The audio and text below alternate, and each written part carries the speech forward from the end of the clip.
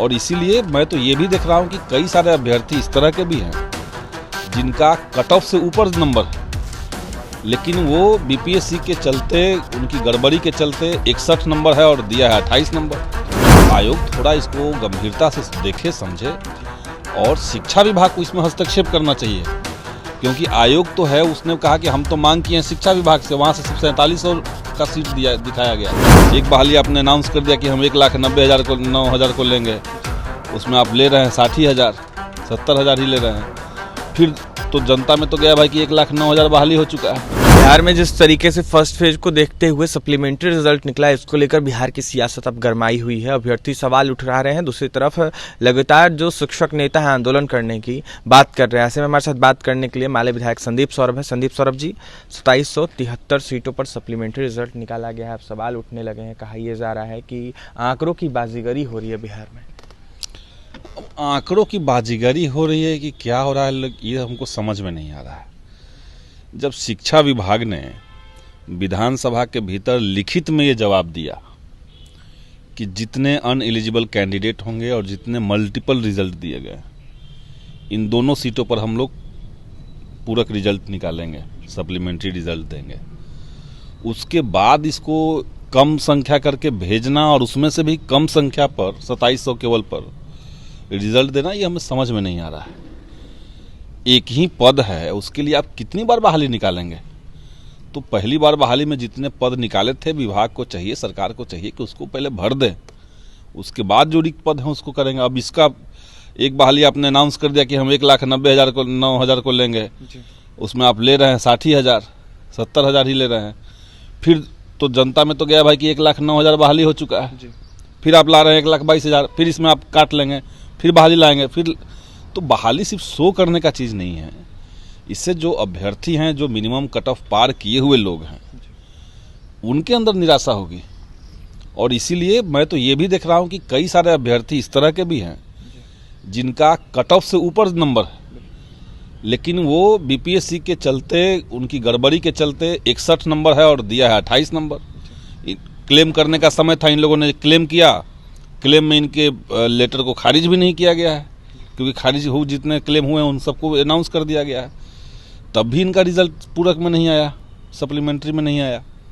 तो आयोग थोड़ा इसको गंभीरता से देखे, समझे और शिक्षा विभाग को इसमें हस्तक्षेप करना चाहिए, क्योंकि आयोग तो है, उसने कहा कि हम तो मांग किए हैं शिक्षा विभाग से, वहाँ से सिर्फ 4700 का सीट दिखाया गया है, जबकि कम से कम 20,000 सीटें ऐसी थी जिस पर सप्लीमेंट्री रिजल्ट निकल सकता था, तो उनको उतने सीटों पर निकालना चाहिए। अच्छा संदीप सर जी, ट्री 2 का एग्जाम लिया जा रहा है, सवालों को लेकर काफ़ी गड़बड़ियाँ हुई थी उर्दू के अभ्यर्थियों से, हिंदी का सवाल पूछा गया बीते दिनों। नहीं, उसके लिए तो मेरे ख्याल से बीपीएससी चेयरमैन ने अनाउंस कर दिया है कि वो जो गड़बड़ी हुई है उसको दुरुस्त कर लिया जाएगा। हाँ, उसमें एक और मामला है, ये जो उर्दू के जगह पर हिंदी दिया गया और इसके चलते जो अरबी फारसी के छात्र हैं वो परेशान हुए, और उसी के साथ हम देख रहे हैं कि अरबी की जो सीटें पहले अनाउंस की गई थी, पहले 43,200, फिर 43 और दोनों जोड़ करके 243 होना चाहिए था। अब जो रिवाइज करके इन लोगों ने रिक्तियां निकाली बाद में, तो उसमें दिखा रहा है कि अरबी की सीट 0 है ही नहीं, तो और सब बच्चे फॉर्म भरे हुए हैं।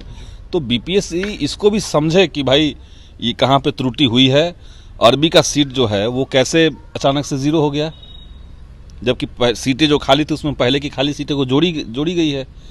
तो ये सब चीज़ों को ध्यान देना चाहिए, ये सब आप लोग बीपीएससी से भी पूछिए। इन दिनों छठे पेज वाले जो शिक्षक बाहर हो गए हैं 22,000 करीब, वो लगातार परेशान चल रहे हैं, ऐसे में आपसे भी लगातार जुड़ रहे होंगे, उन छठे फेज वाले शिक्षकों का आप क्या होगा संदीप सौरभ? अब उसमें देखिए, करना सरकार को है। हमने माननीय मंत्री जी से बात की और हमने कहा था कि उसमें आप बीच का रास्ता निकालिए। अगर कोई कोर्ट इस बात को लेकर के दोबारा कुछ सुनने को तैयार नहीं है, तो या तो हायर बेंच में जाना होगा सरकार को।